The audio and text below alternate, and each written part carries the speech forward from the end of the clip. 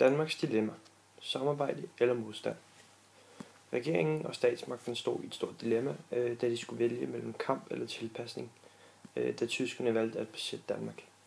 Hvis de valgte at samarbejde med tyskerne, så ville danskernes allierede lande tænke dårligt om danskerne, men hvis ikke de samarbejdede, så ville tyskerne sikkert smadre Danmark fuldstændig, og det ville resultere i mange flere døde.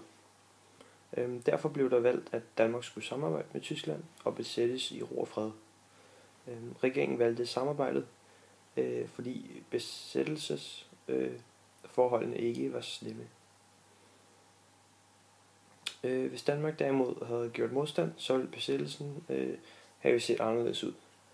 Det danske politi blev derfor nødt til at arrestere modstandsfolk og prøve at holde utilfredsheden nede. Den 2. september 1942 gik Vilhelm Buhl i radioen og bad danskerne om at stoppe med sabotage, som var imod den tyske besættelse. Sabotagen var en trussel imod samarbejdspolitikken, og det var vigtigt for regeringen og resten af landet, da samarbejdet var godt og næsten gnidningsfrit.